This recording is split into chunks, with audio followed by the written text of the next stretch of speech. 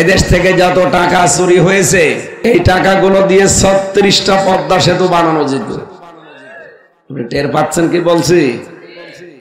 তাও তো পদ্মা সেতু যে টাকায় বানিয়েছে 4টা পদ্মা সেতু বানানো যায় ওই টাকা দিয়ে। তাহলে এইরকম খরচ করেও যদি 36টা বানানো যেত, দেশ কোথায় যেত আপনি টের পাচ্ছেন? ওরা বেগম পাড়া বানিয়েছে কানাডায়, ওরা সাহেব পাড়া বানিয়েছে মালয়েশিয়ায়। আমি গিয়েছিলাম মালয়েশিয়াতে, দেখি সাহেব পাড়া তালা লাগানো, কিন্তু শয়তানরা থাকে না। যে হোটেলে উঠি দেখি হোটেলের নিচে দুইজন বসে চা খাচ্ছে। কি এখানে কি? হুজুর আমরা আগেই পালিয়েছি। হ্যাঁ, সাহেব পাড়ায় থাকবেন না, ওখানে গিয়ে মায়ের খাবো। বাংলার জনগণে দেশে আছে, যদি দেখে যে সাহেব পাড়া আরামে বসে আছি, পিটিয়ে ভর্তা বানিয়ে ফেলবে। এই জন্য আমার আফসোস হচ্ছে ওই সমস্ত মানুষদের জন্য যাদেরকে ক্ষমা করার মতো কোনো কারণ আর আপনারা রাখেননি। অপরাধ এত বেশি হয়েছে, ইন্নামা নুমলি লাহুম লিয়াজদাদু ইসমা ওয়া লাহুম আযাবুম মুহিন। মানুষের পাপের বোঝা যখন পরিপূর্ণ হয়ে যায় তখন তাকে অপমানজনক শাস্তি আল্লাহ দান করে। অপমানজনক শাস্তি এর চাইতে আবার কি দেবে? এই যে কালামানিক কলার পাতায় শুয়েছিল, কথা বলে না কেন? শুধু কলার পাতায়, গলায় গামছা দিয়ে লোকজন টেনে এনেছিল। গলায় গামছা দিয়ে টেনে এনে কাদের? চোর। কাদের? সে একটা সুপ্রিম কোর্টের বিচারপতি ছিল, তারে গলায় গামছা দিয়েছে, এমনকি তার বিসিও উড়ে গেছে। বলেন এরে আর আল্লাহ কি করবে?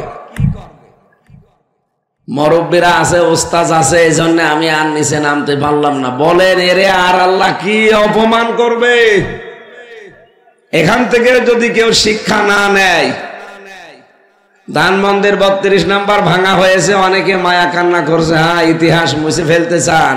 আরে ভাই, ইতিহাস তো আমরা মুছতে চাই না, আল্লাহ নিজে মুছে দিয়েছে।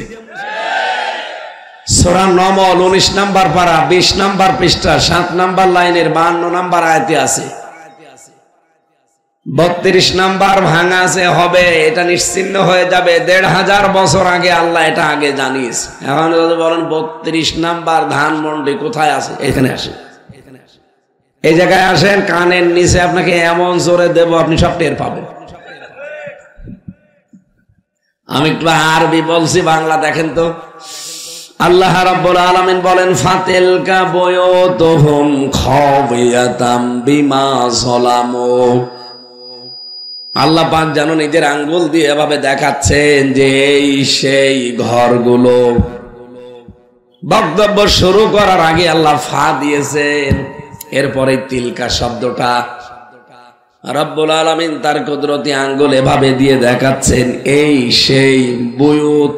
বাইতুন না, বুয়ুত বহু বচন, হোম মানে তাদের। আল্লাহ বলেন এই সেই ঘরগুলো খাওয়াতান, আমি জনশূন্য করে দিয়েছি, পরিত্যক্ত বানিয়ে দিয়েছি। কেন দিলাম জানো? বিমা যালামু, এদের জুলুমের কারণে। আপনি দেখেন বাংলাদেশে যতগুলো জালেম ছিল আমি হিসাব করেছি 1628 জন। কত? 1628 জন ছিল এই জালেমকে সাহায্য করতে। হয় নিজেরা জালেম, না জালেমের দোসর। এতগুলো মানুষের বাড়িতে অফিসে খোঁজ খবর নিয়ে দেখবেন, হয় আয়না ঘর আছে অথবা টর্চার সেল আছে। আয়না ঘর আর টর্চার সেল কি এমনি বানায়? মানুষের উপরে জুলুম করার জন্য। আমি ওই মিনি আয়না ঘরে মাত্র 10 দিন ছিলাম, আমি টের পেয়েছি যে মানুষকে কি করে তারা। ছোটটাই যদি এত আযাব দিতে পারে, বড়টাই কোনটা দেয়। এই জন্য আল্লাহ কয়েকদিন দেখছি এদেশে আযাবুল বুলডোজার নাজিল করেছে। কি আযাব? আযাবুল বুলডোজার।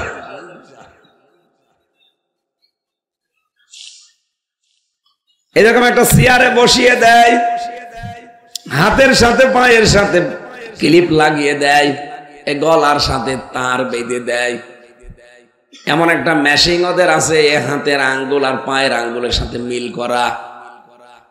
শুধুমাত্র সামনে রেখে সুইচ টিপ দেবে, একবারে আপনার হাতে আর পায়ের আঙ্গুলের নখগুলো খুলে চলে আসবে। বলতে যত সহজ মনে হচ্ছে বিষয়টা অত সহজ।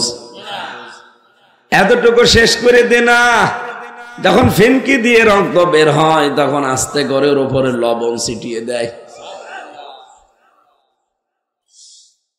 কি যে চিল্লানো ওই সময় মাটির নিচে আমি দেখেছি, আমার কাছেও নিয়ে এসেছিল মেশিন। চেয়ারে বসিয়ে সব যেহেতু আপনার আটক করা, হাত পা গলা, আপনি তো নড়তেও পারবেন না। একবার শুধু সুইচ টিপ দেবে, 1 মিনিটে 120 বার ঘুরবেন। 1 মিনিট পরে মনে হবে যে এই পৃথিবী আমি 10টা দেখতে পাচ্ছি। টিটকারি মারে তখন কি তোমাদের আল্লাহ জানিয়েছে যে মরণের পরে নাকি 10 দুনিয়ার সমান জান্নাত দেওয়া হবে?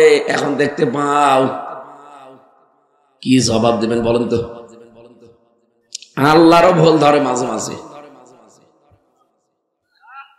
এই কঠিন পরিস্থিতিগুলো যেখানে যেখানে তৈরি হয়েছে, আপনি দেখবেন বাংলাদেশের অধিকাংশ এমপি, মন্ত্রী আর উপজেলা চেয়ারম্যান, মেয়র আর বড় বড় সরকারি যারা আমলা ছিল, কর্মকর্তা, এদের বাড়িতে অফিসে আমি নিজে পেয়েছি মাটির নিচে টর্চার সেল। আল্লাহ বলেন বাড়ি ঘরগুলো আমি খফিয়াতান করে দিলাম। কেন জানো? জনশূন্য হয়ে আছে আজ। এটা আজ ওজাড় গৃহ হয়ে গেছে, ছাড়া বাড়ি, কেউ এখানে আর থাকে না, পরিত্যক্ত করে দিলাম। বিমা জলাম, এদের জুলুমের কারণে। ধানমন্ডির 32 নাম্বার যেটা হবে এখন না, এটা 1500 বছর আগে আল্লাহ নাজিল করে জানিয়ে দিয়েছেন। মানুষের বাড়ি ঘর করে এরকম ওজাড় গৃহ এমনি হয় না, অবশ্যই এর পেছনে কোনো ইতিহাস আছে। এখন অনেকেই কিন্তু মাটির নিচে দেখা যাচ্ছে মানুষের হাড় গোড়ো পাচ্ছে, চুল পাচ্ছে, নখ পাচ্ছে, পুরাতন জামা কাপড় পাওয়া যাচ্ছে।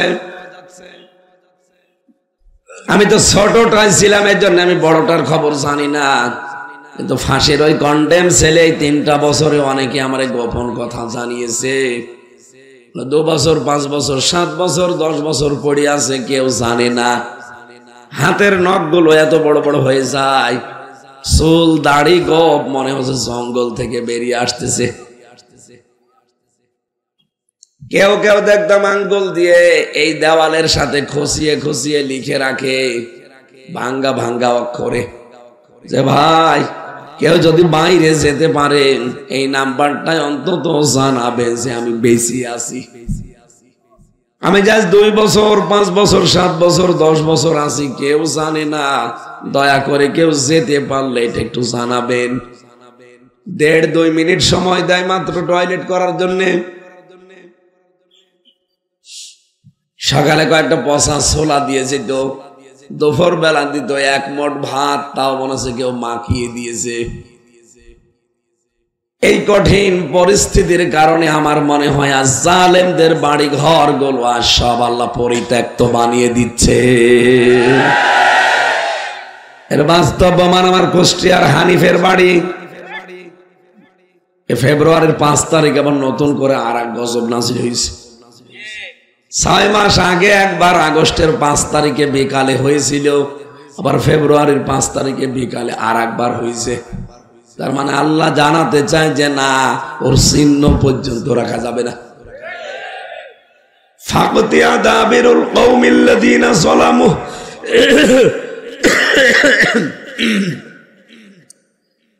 সূরা আনআম 7 নম্বর পারা 12 নম্বর পৃষ্ঠার 4 নম্বর লাইনের 45 নম্বর আয়াতের প্রথম অংশে আছে আল্লাহ পাক বলেন জালেমদের শিকড় কাটা হয়ে গেছে। কেটেছে কে? না না, আপনি আলেম, এখানে আলেম বসে নেই। কতিয়া এটা মজহুল, এর ফাইল কর্তাকে জানা নেই। আজ যে সারা দেশে 630টা থানা আছে, প্রায় জায়গায় যে দেখেন জালেমদের বাড়ি ঘর অধিকাংশ মাটির সাথে মিশে গেছে। এগুলো ভাঙলো কে? বলেন, জানা নেই। ফাকতিয়া দাবিরুল কওমিল্লাযিনা যালামু, জালেমদের শিকড় কাটা হয়ে গেছে। কেটেছে কে? কেউ জানে না। হানিফের এত বড় বাড়ি, পায়খানার প্যান পর্যন্ত খুলে নিয়ে চলে গেছে, কিন্তু কে নিয়েছে কেউ জানে না। ধানমন্দির 32 কে নিয়ে গেল ভেঙে ভেঙে কেউ জানে না।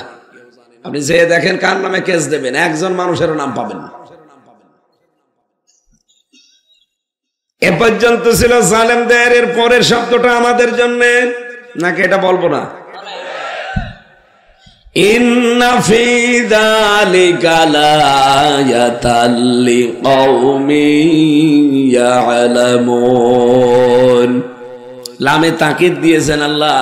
আল্লাহ পাক বলেন অবশ্যই এর ভেতরে শিক্ষা আছে তাদের জন্য যারা জ্ঞানী সম্প্রদায়।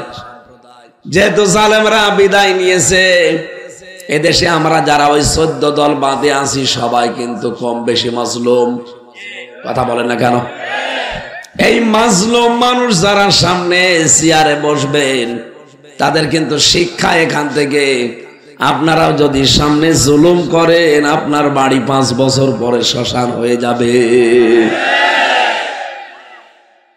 তখন কে ভাঙবে জানা নেই কর্তাকে। এই জন্য যৌথ বাহিনী যেটা আরম্ভ করেছে, এইটা দেখে সবচাইতে বেশি খুশি হওয়ার কথা মুমিনদের। কাদের?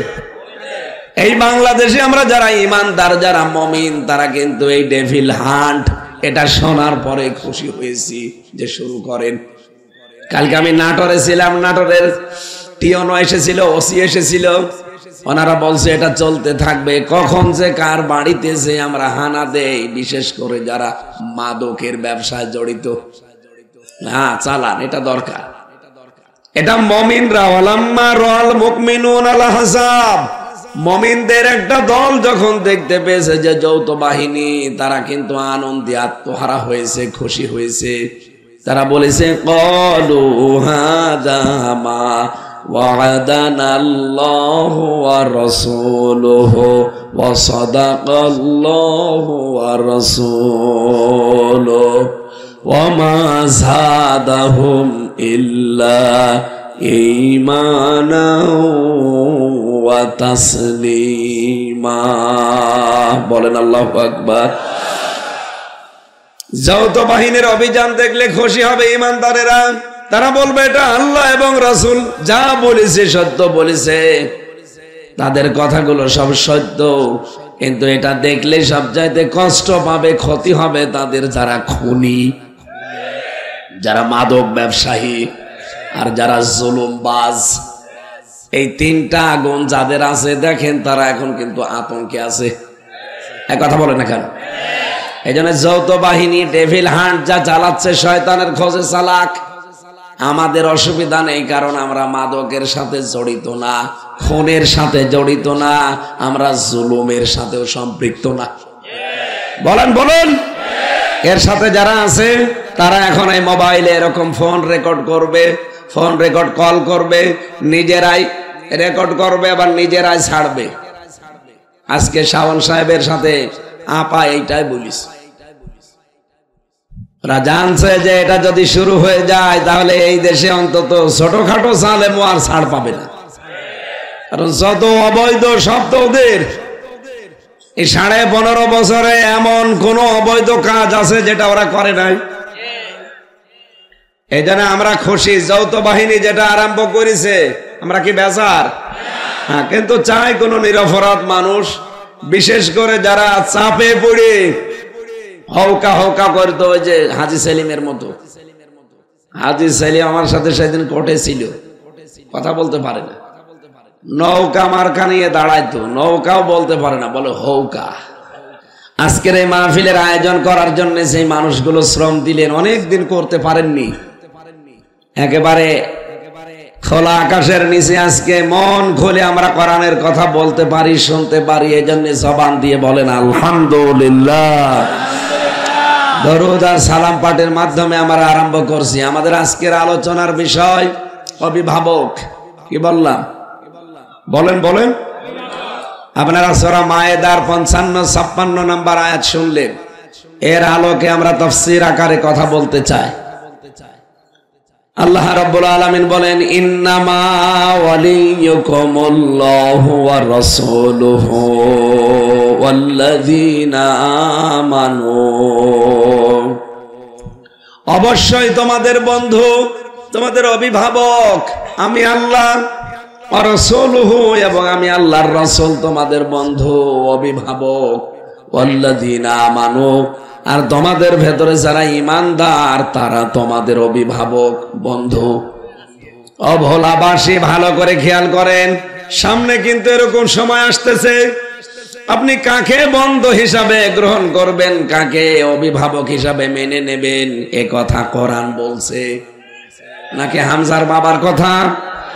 আল্লাহ বলেন তোমাদের অভিভাবক আমি আল্লাহ, আমার রাসূল আর তোমাদের ভেতরে যারা ঈমানদার তারা। প্রশ্ন আসতে পারে দেশে তো মাত্র 4% অমুসলিম, 96% আমরা মুসলমান, তাহলে যার তার সাথে আমরা বন্ধুত্ব অভিভাবক হিসাবে মেনে নিতে পারি নাকি? আল্লাহ আয়াতের পরেই 3টা গুণ দিয়েছেন। এই বাংলাদেশে এই 3টা গুণ যাদের ভেতরে আছে আপনি তাদেরকে বন্ধু হিসাবে মেনে নিতে পারেন, তাদেরকে অভিভাবক হিসাবে গ্রহণ করতে পারেন, তাদেরকে আপনি দায়িত্ব দিতে পারেন। কয়টা? আরো জোরে বলেন। সভাপতি, প্রধান অতিথি, বিশেষ অতিথি প্রত্যেকজন কিন্তু এই কথা বলেছে। এখানে কোরআন সম্পর্কে যা বলা হবে কথাগুলো প্র্যাকটিক্যাল লাইফে মানা লাগবে। আপনারা কথাও দিয়েছেন আমরা মানতে চাই, সুতরাং আমি যা এখান থেকে ডেলিভারি দিচ্ছি কথা মানা যাবে তো? হ্যাঁ, মানা যাবে না?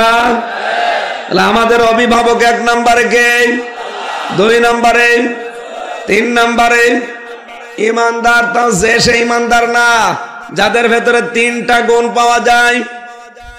কয়টা? বলেন বলেন। আল্লাহ পাক বলেন আল্লাযীনা ইউকিমুনাস সালাতা ওয়া ইউতুনাজ যাকাতা ওয়া হুম রাকিউন। এই পৃথিবীতে যে ঈমানদার গুলো নামাজ কায়েম করে, যাকাত দেয়, আর যারা রুকুকারীদের সাথে রুকু করে, তার মানে জামাতবদ্ধ হয়ে নামাজ পড়ে, এই 3টা গুণ যাদের ভেতরে পাবেন আপনি তাদেরকে অভিভাবক হিসাবে মেনে নিতে পারেন, তাদেরকে আপনি দায়িত্ব দিতে পারেন, ব্যক্তি, পরিবার, সমাজ আর রাষ্ট্রের। এই 3 গুণে গুণান্বিত মানুষদেরকে যদি দায়িত্ব দেওয়া যায়, অমাই ইয়াতাওয়াল্লাল্লাহা ওয়া রাসূলাহু ওয়াল্লাযীনা আমানু, যারা আমি আল্লাহ, আমার রাসূল এবং ঈমানদারদের দিকে ফিরে আসবে, ফাইন্না হিজবাল্লাহি হুমুল গালিবুন, এই মানুষগুলোই আল্লাহর সেনাবাহিনী, আল্লাহর সৈনিক এবং এরাই বিজয়ী। বলেন সুবহানাল্লাহ। এটা বাংলা অর্থ ছিল। এবার আসেন তো আমরা তাফসিরে যাচ্ছি। নির্ভরযোগ্য তাফসির হিসাবে আমি ফি জিলালিল কোরআন, তাফহিমুল কোরআন আর ইবনে কাসির এই 3টার রেফারেন্স বেশি দিচ্ছি, আপনি মিলিয়ে দেখবেন। এই যে বন্ধু, এই শব্দটা আল্লাহ প্রথমেই দিয়েছেন। ইন্নামা, ইন্না দিলেও তো অর্থ হয়ে যেত, মা দিলেন কেন? আরবি গ্রামার অনুযায়ী ইন্না মা যখন যোগ হয়ে যায় তখন বাংলা অর্থ দাঁড়ায় কেবলমাত্র, শুধুমাত্র, একমাত্র। কথা বুঝতেছেন? সূরা কাহফের শেষের দিকে আপনি এরকম একটা আয়াত দেখবেন, কুল ইন্নামা আনা বাশারুম মিসলুকুম ইউহা ইলাইয়া। আল্লাহ পাক বলেন, নবী আপনি বলেন আমি কিন্তু তোমাদের মতোই মানুষ, আমি শুধুমাত্র, কেবলমাত্র, একমাত্র তোমাদের মতো মানুষ। হ্যাঁ, পার্থক্য এতটুকু, আমার কাছে ওহী আসে, তোমাদের কাছে আসে না, এইটাই। এটা আবার আলাদা বিষয় আছে, আমি ওদিকে গেলাম না। আমি ইন্নামা শব্দটা বোঝানোর জন্য বলেছি, এটা কেবলমাত্র, শুধুমাত্র, একমাত্র এইটা বোঝানোর জন্য আসে। আল্লাহ আয়াত শুরুই করে দিয়েছেন ইন্না, না ইন্নামা। রব্বুল আলামিন বলেন ইন্নামা, অবশ্যই, অলিজন, অলি মানে 33টা অর্থ পেয়েছি অলির। অলি মানে বন্ধু, অলি মানে অভিভাবক, অলি মানে প্রতিবেশী, অলি মানে সাক্ষ্যদাতা। এরকম 33টা অর্থ আমি পেয়েছি তাফসিরে। আপনাদের অভিভাবক, আপনাদের বন্ধু, আপনাদের প্রতিবেশী, আপনাদের সমর্থক, আপনি যার সাথে চলতে চান এইরকম মানুষকে মেনে নেওয়া লাগবে বন্ধু হিসাবে। বন্ধুর নাম কেন দিলেন? আল্লাহ রাব্বুল আলামিন যেহেতু আমাদেরকে বানিয়েছেন, আমাদের ভেতরের অবস্থা তিনি খুব বেশি ভালো জানেন। কথা বলো না কেন? আমাদের জীবনে প্রভাব পড়ে যাদের, তাদের সবচাইতে বেশি প্রভাব একজন জীবনে পড়ে বন্ধুর।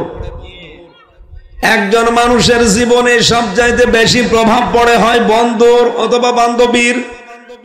কথা বলেন না কেন? এজন্য বন্ধু নির্বাচনে খুব সতর্ক হওয়া লাগবে, কারণ এই কারণটাই আপনাকে হয় জান্নাতে না জাহান্নামে নিয়ে যাবে। বিশ্বনবী বলেন, এই পৃথিবীতে আমি সবচাইতে বেশি ভালোবাসি, বন্ধু হিসাবে গ্রহণ করেছি আমার আল্লাহকে, এরপরে আবু বকরকে। আমি যদি এরপরে আর কাউকে বন্ধু হিসাবে গ্রহণ করতাম তাহলে অন্য আরো একজনের নাম বলতাম, কিন্তু আল্লাহর পরে পৃথিবীতে আমি আর কাউকে বন্ধু মানি না। যদি কাউকে মানতাম তে আবু বকরকে বন্ধু হিসাবে গ্রহণ করতাম। যদি আবু বকর 20 বছরের প্রথম বন্ধু ছিলেন নবীজির, এরপরেও তিনি সর্বপ্রথম আবু বকরের নামও বলেন নাই, নাম বলেছেন কার? আরো জোরে বলেন। এখন আমরা আল্লাহর বন্ধু হতে হলে কি করা লাগবে? কোরআনে কারীম জানিয়েছে, আল্লাহ রাব্বুল আলামিন সূরা বাকারার ভেতরে এটা বেশি,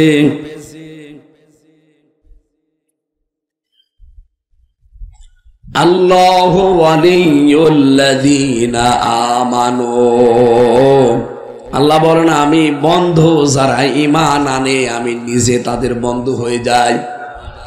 আর আমি যাদের বন্ধু, আমার একটা দায়িত্ব আছে বন্ধুর উপরে।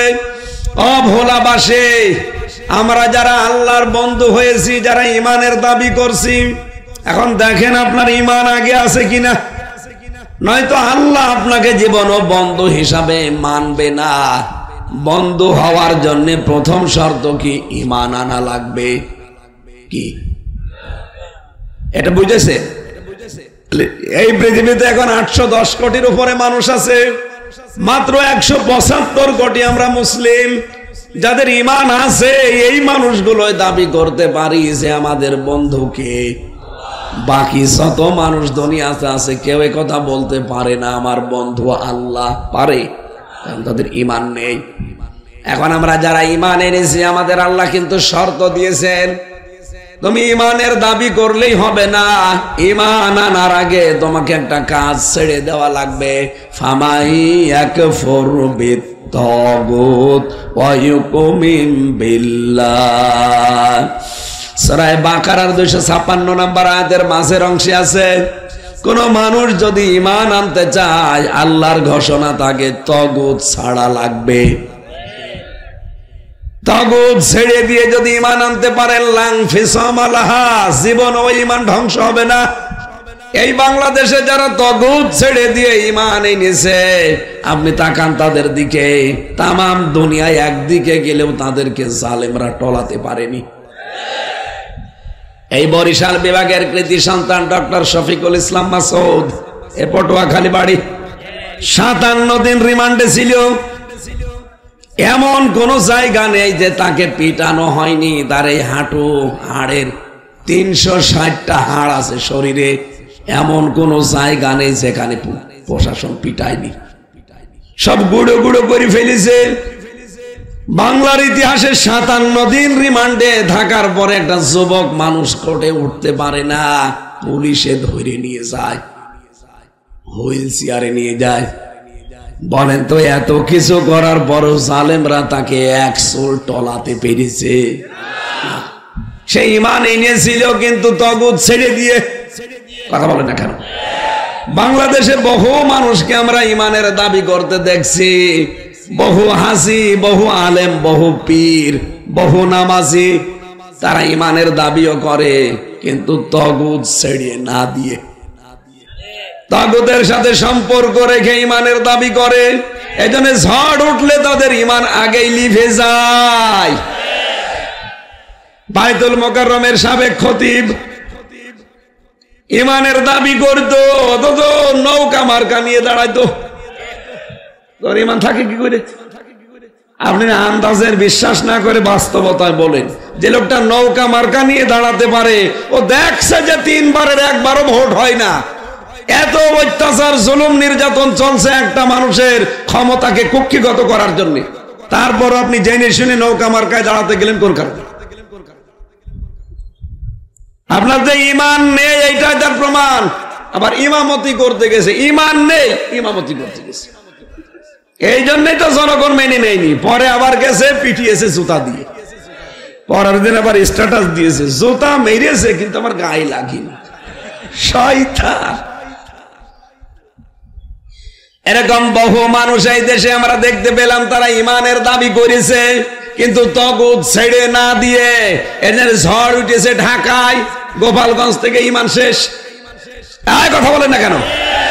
তাহলে ইমান আনতে হবে কি তাগুত ছেড়ে দিয়ে, না তাগুতের সাথে? আপনি এখন কি করছেন মিলান? আপনাকে যে আল্লাহ বন্ধু হিসাবে গ্রহণ করবে কি করে? আপনি তো ইমানই এখন আনতে পারেননি। ইমান আনতে হলে আগে কিন্তু তাগুত ছেড়ে দেওয়া লাগবে। তাগুতের অর্থ পেয়েছি আমি তাফসিরে 4টা। কয়টা? আরো জোরে বলেন। 1 নাম্বারটা বলছি মিলান, তাগুত হচ্ছে ওই শক্তি নিজে আল্লাহর বিধান মানে না, অন্য কেউ মানবে, মানতেও দেয় না। বাংলাদেশে ছিল না। তাগুতের 2 নম্বর অর্থ মানুষের তৈরি করা আইন কানুন। কে কথা বলে না কেন? আমি কি বানিয়ে বলছি? ওস্তাদ বসে আছে। তাগুতের 2 নম্বর অর্থ মানুষের তৈরি করা আইন। এটা যে কত বড় নিকৃষ্ট কাজ আপনি জানেন?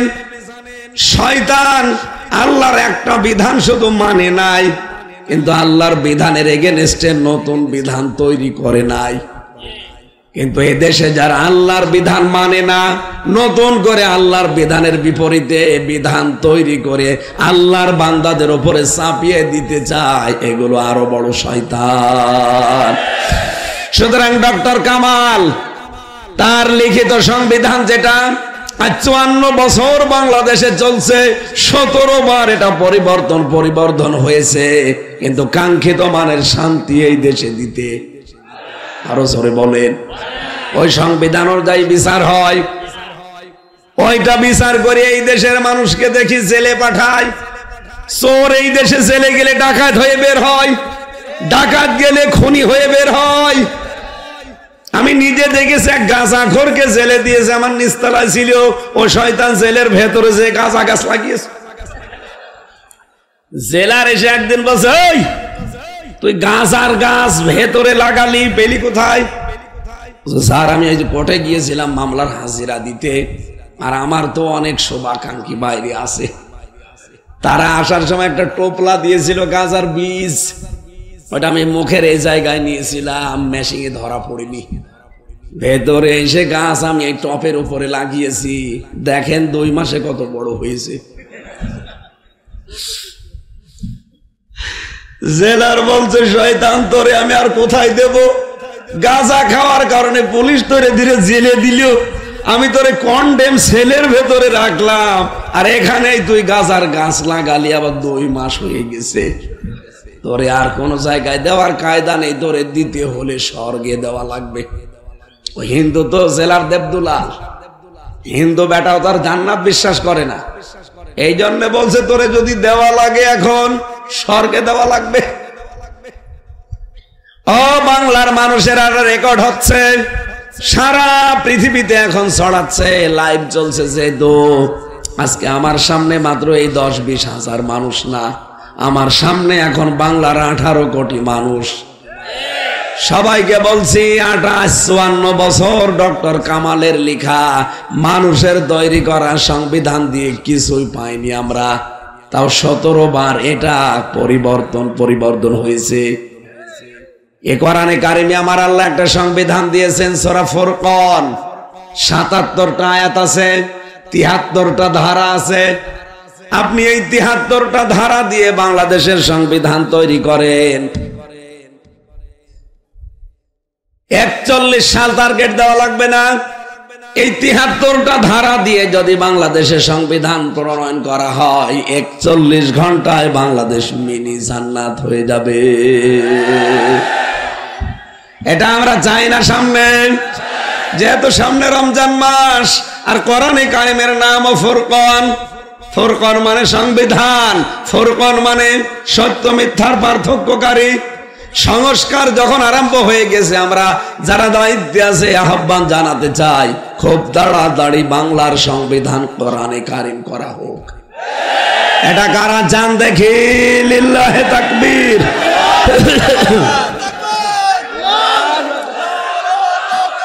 আলহামদুলিল্লাহ।